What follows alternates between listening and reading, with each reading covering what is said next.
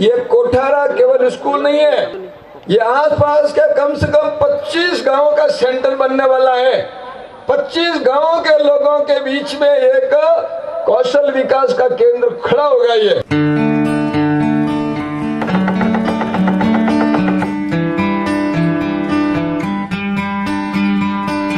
असली काम कोई पढ़ाना नहीं है, असली काम है बालक के अंदर जो अच्छाइयां छुपी हुई है, बालक के अंदर जो पवित्रता छुपी हुई है, उसको बाहर निकालना। शिवाजी और राणा प्रताप छुपे हुए हैं, विवेकानंद छुपे हुए हैं इन छोटे छोटे बच्चों में, उनको बाहर निकालने का काम हमारे आचार्य जी करते हैं, हमारी दीदी जी करती है। कोठारा परियोजना एक प्रकल्प, एक संकल्प। भारत का एक बहुत बड़ा भाग वनवासी क्षेत्र रहा है।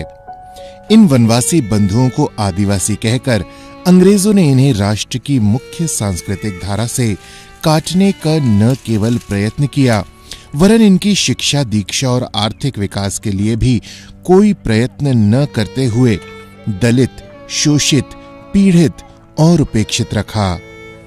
मेवाड़ और वागड़ का ये जनजातीय प्रदेश है, वहाँ पर शिक्षा की भी कमी रही, ये दूर दराज का क्षेत्र होने के कारण गरीबी रही, वहाँ दूरव्यसनों का भी पर्याप्त प्रभाव रहा। इस कारण से और यहाँ के लोग बाहर पलायन कर गए, तो यहाँ उनका रहना भी नहीं हुआ और जो रहे उनको पर्याप्त शिक्षा भी प्राप्त नहीं हुई। आज कुछ राष्ट्र विरोधी तत्व इनकी इस स्थिति का लाभ उठाकर उनका भावनात्मक रूप से शोषण कर रहे हैं।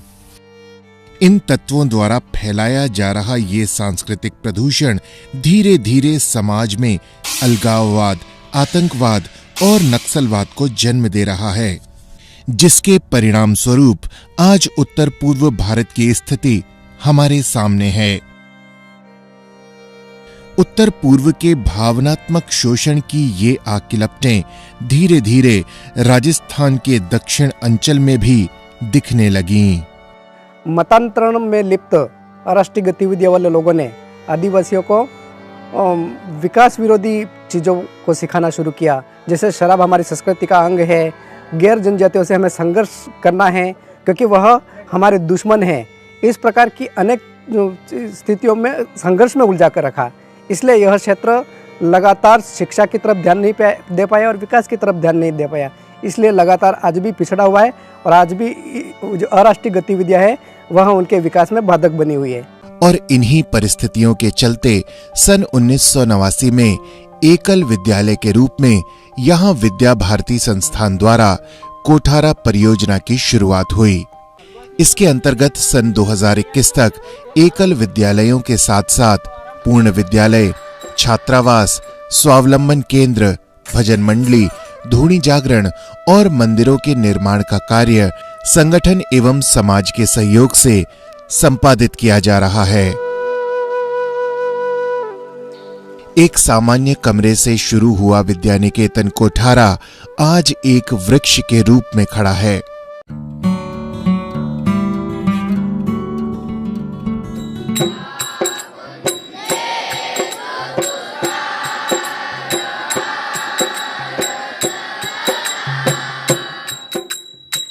विद्या निकेतन माध्यमिक विद्यालय कोठारा में कक्षा 1 से 10वीं तक के भैया बहन अध्ययन करते हैं।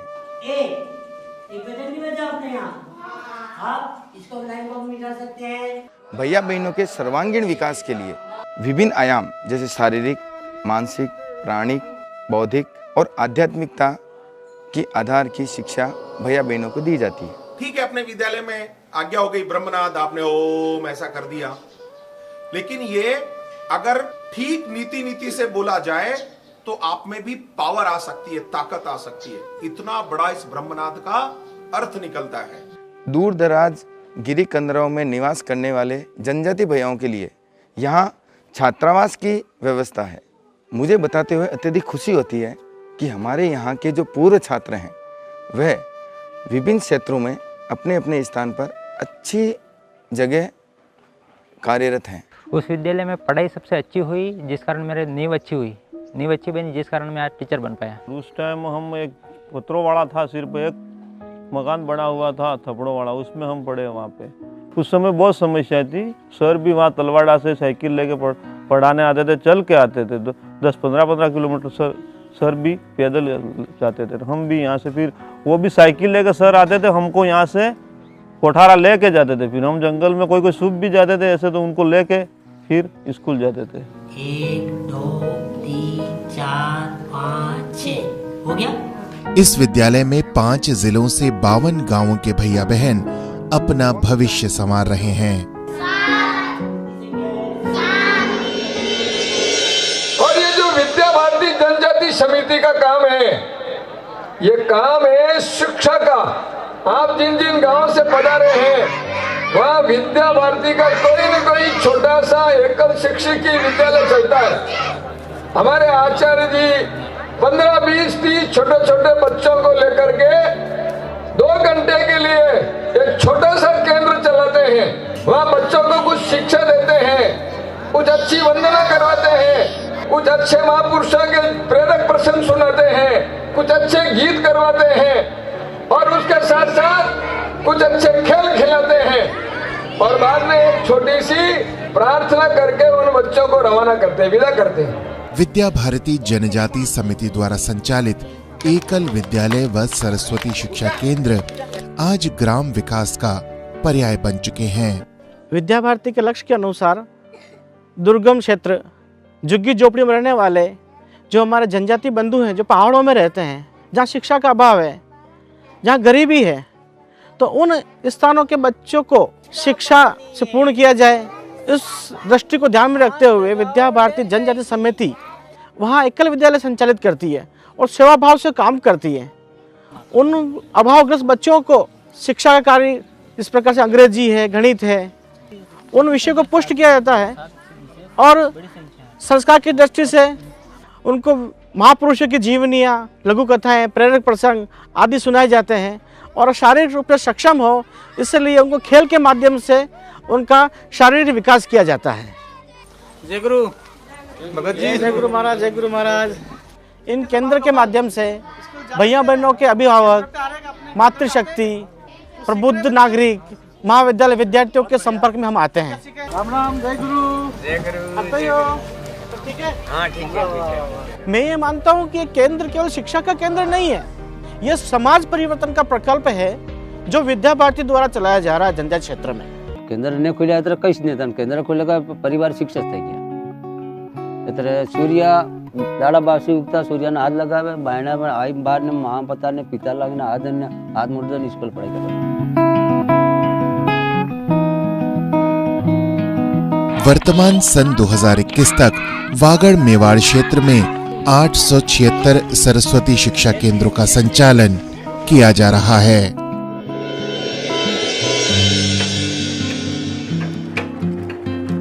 ग्रामीणों के स्वरोजगार एवं कौशल विकास हेतु समिति द्वारा स्वावलंबन केंद्रों का संचालन किया जाता है। यहाँ सर धीरे से, हाँ अब सीधा आने दो। इस सिलाई प्रशिक्षण से हमें इतना फ़ायदा मिला कि हमें अब इतना प्रशिक्षण 1 महीने साल भर में मैं सीख गई और फिर मैं धीरे धीरे मशीन लाई और इसके बाद कपड़े सिलना सीख गई। अच्छी तरह से अपना आत्मविश्वास हो गया मेरे को कि भी मैं इतना सिल सकती हूँ। और मेरे को हमारे घर के और हमारे गांव के भी आते हैं और वो सिलाई के लिए कपड़े, ये ब्लाउज वगैरह, पेटीकोट और ये सलवार सूट बच्चियों का और उनका ये सब लेके आते हैं। हम सारा सिल लेते हैं और महीने भर में हम कमा लेते हैं 2-3-4 हज़ार रुपये। 3 केंद्रों पर अब तक 280 बहनों को निशुल्क प्रशिक्षण दिया जा चुका है। ओम शनिश्चराय, ओम शनिश्चराय। यज्ञ हवन प्राचीन काल से जनजाति क्षेत्र में महत्व का विषय रहा है। इनके पुनरुत्थान के लिए समिति निरंतर प्रयत्नरत है। पिछले 3 वर्षों से हमने इस कार्य के विस्तार के लिए भजन मंडलियाँ और ये धुनी जागरण का जो अभियान था उसके निमित्त हमने बहुत सारे कार्यक्रम किए।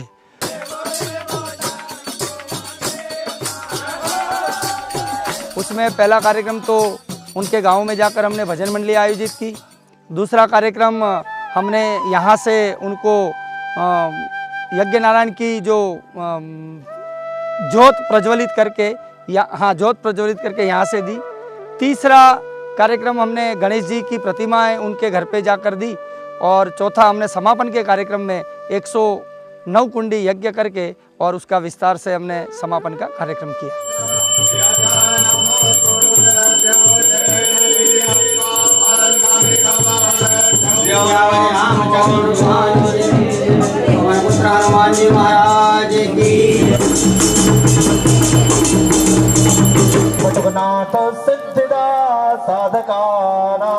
महाराज की एक चम्मच भर के जल रखिए।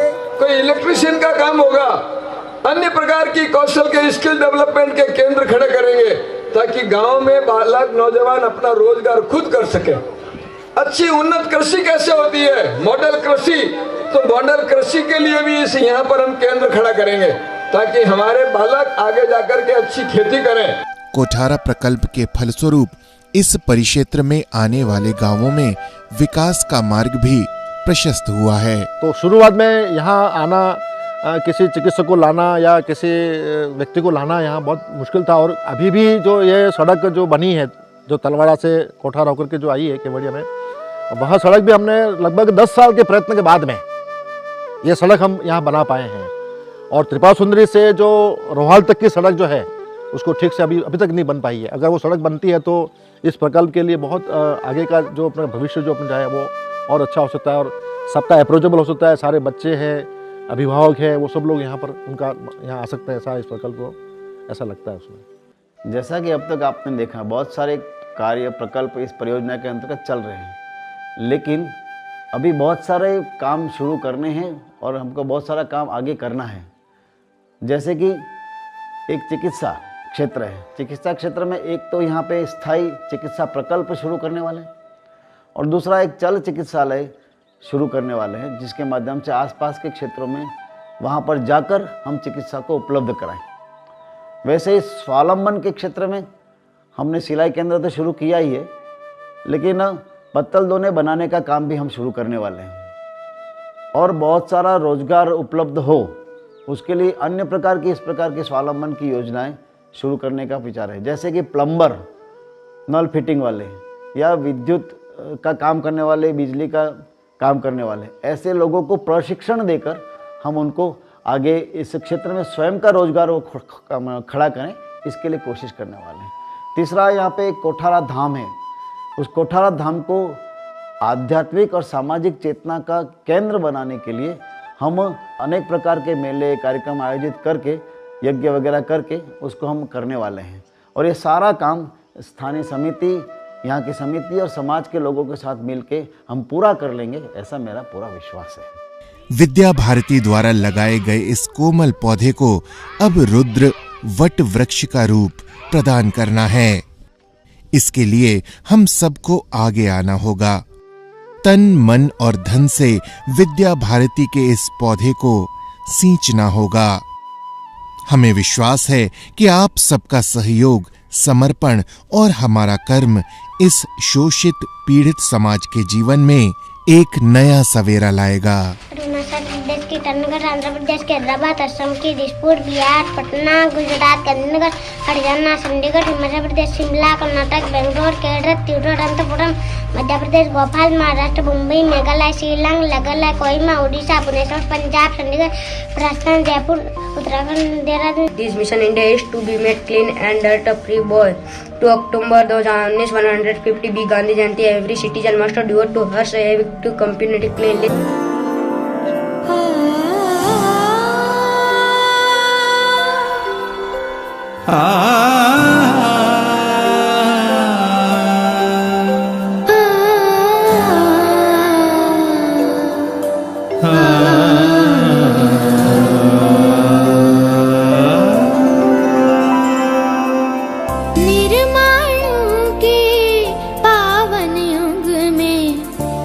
चरित्र निर्माण न भूले, स्वार्थ साधना की आंधी में वसुधा का कल्याण न भूले।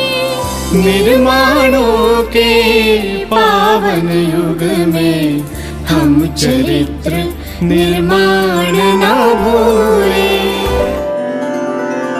हम चरित्र निर्माण न